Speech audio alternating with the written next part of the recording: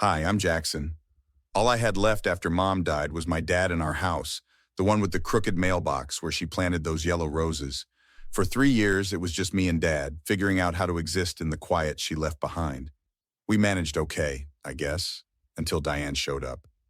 She makes me happy, son. First time since your mother. That's what Dad said the night he introduced his girlfriend. I nodded and smiled because what else could I do? I was 16 and he deserved happiness. But within 2 months, Diane had moved in, bringing her expensive perfume and even more expensive tastes. Don't you think this would look better over here, honey? She'd say to Dad, moving Mom's photos from the mantel to a drawer somewhere. I came home from school one Tuesday to find boxes stacked outside my bedroom door. What's happening to my stuff? Diane appeared from my room, measuring tape in hand. Oh, Jackson, we're just organizing a bit. This space has so much potential. Inside, my posters were gone, my desk pushed against the window. Where's all my things? In the boxes, sweetie. Don't worry, we've been very careful. That night at dinner, Dad cleared his throat. Jackson, we need to discuss something important. Diane reached for his hand, her red nails wrapping around his fingers.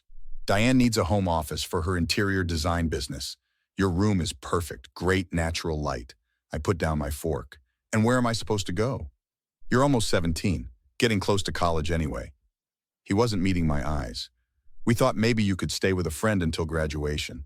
The room tilted sideways. You're kicking me out for an office? Don't be dramatic, Jackson, Diane sighed.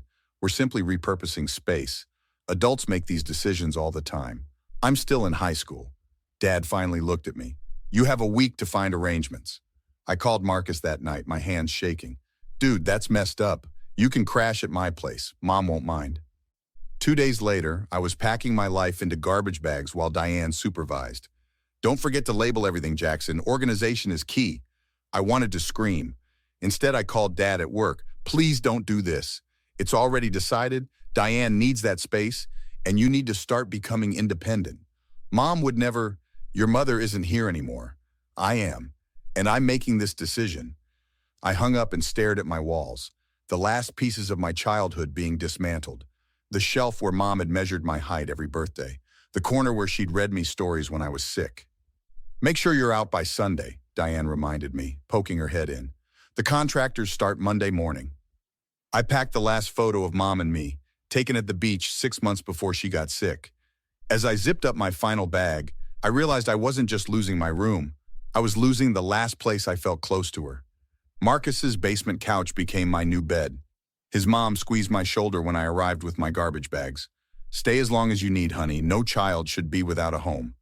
I started waking up at 5 a.m. to shower before everyone else, taking up as little space as possible, folding my blankets perfectly, making myself invisible. You don't have to tiptoe around, Marcus told me after catching me eating cereal standing up in the kitchen corner. Mom means it. You're family now. Family. The word stung worse than being homeless. 3 weeks into my senior year, Mrs. Patel kept me after English class. Your essay was excellent, Jackson, but you look exhausted. Everything okay at home? The dam broke.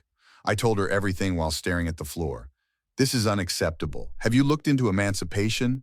And you need income? She made some calls. By Friday, I had a job stocking shelves at Nelson's Market after school.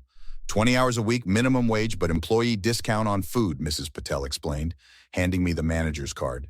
It's something. One Saturday in October, I went home, to my father's house, to grab winter clothes I'd forgotten. The garage door code still worked. I slipped in quietly, hoping to avoid a confrontation. The will is outdated, Richard. You need to protect your assets. Diane's voice drifted from Dad's office. I froze in the hallway. I've already spoken to Jeremy about removing Jackson as primary beneficiary. I don't know, it seems extreme. He's still my son. A son who barely speaks to you anymore. Who knows what kind of influences he's under now, living with strangers. Do you really want to risk your life's work going to a rebellious teenager and his friends? I backed away silently, heart hammering in my chest. That night, I created a password-protected document on my phone, Diane Evidence. 2 weeks later, scrolling through Instagram, I saw it. Diane had posted photos of my old room, now a sleek white and gold office with marble-top desk where my bed used to be. The caption read, Home office dreams finally realized. #blessed #interior design #new beginnings. I took screenshots, adding them to my growing file. At Nelson's Market, an elegant woman in her 40s approached my register. "Are you Richard Harper's son?" I stiffened. "Depends who's asking." "Vanessa Martinez, I'm your father's business partner." She glanced around. "Is there somewhere we could talk?" We sat on milk crates behind the store during my break.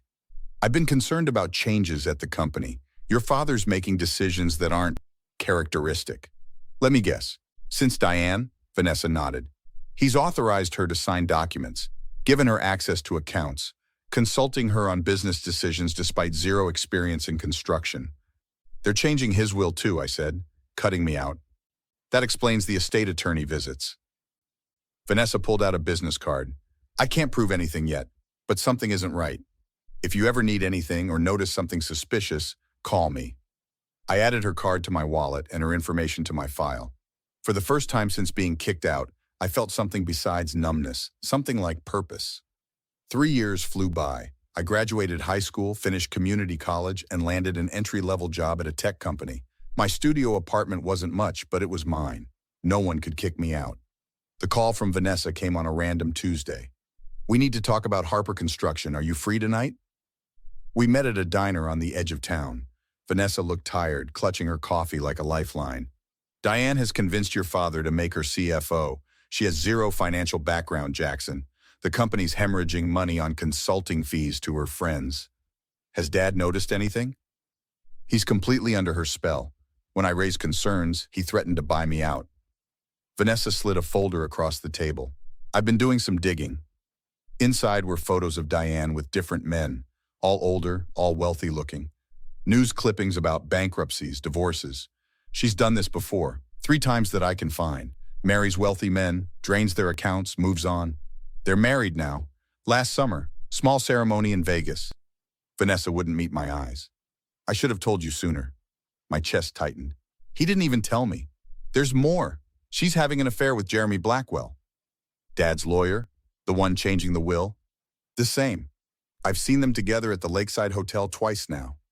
That night I couldn't sleep. By morning I had a plan. I called Marcus, now finishing law school. "I need legal advice off the record. Hit me. If someone's systematically defrauding a business through fake consultancy fees, what evidence would prosecutors need? Paper trail, bank statements, proof the services were fake. Why? How about a fair evidence for a prenup violation? Jackson, what are you planning?" "Justice." Next call, Mrs. Patel, now my friend Ellen. "Remember that kid from your neighborhood who does computer security? I need his help." 2 days later, I met Kevin in a coffee shop. "So you want to legally hack financial records?" "Not hack. Just help me find public information others might miss." Kevin cracked his knuckles. "Let's get started." Over the next month, we built the case. Kevin found Diane's previous identities, 3 different names, 3 wealthy ex-husbands. Marcus helped me understand which financial documents proved misappropriation.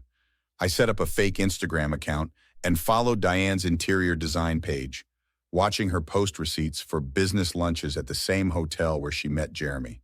The hotel part was trickier. I needed proof of the affair. "I can't just walk in with a camera," I told Vanessa over lunch. "No, but I can book the conference room next to their usual suite for a client meeting." The following Thursday, Vanessa texted, "They're here, room 412. I slipped into the conference room with my phone, setting its camera against the shared wall vent.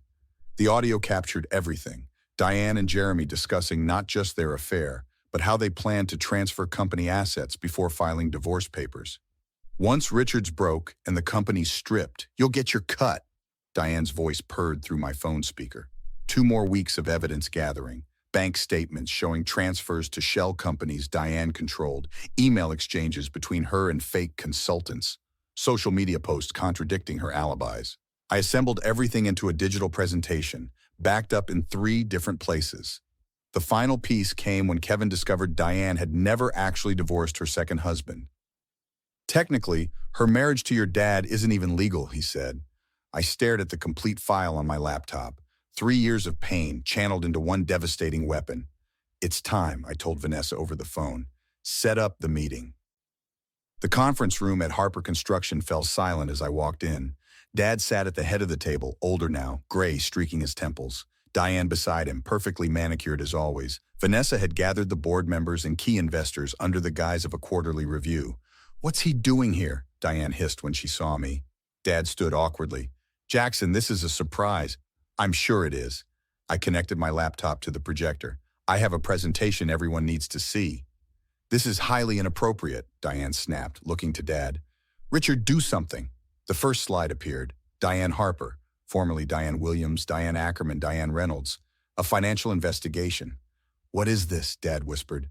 "The truth." I clicked through the evidence methodically.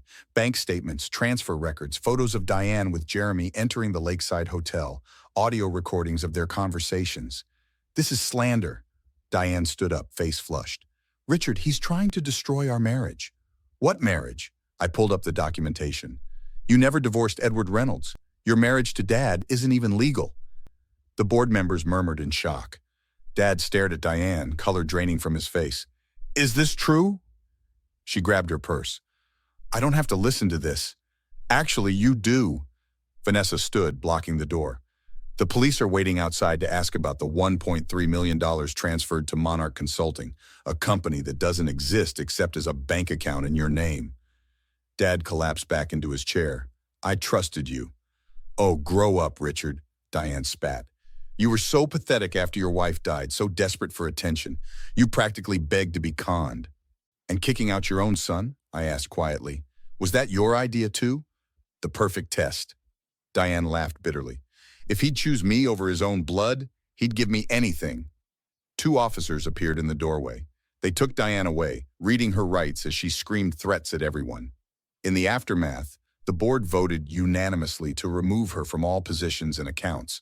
Jeremy was reported to the Bar Association. I'd saved the company, but I was already heading for the door. "Jackson, wait."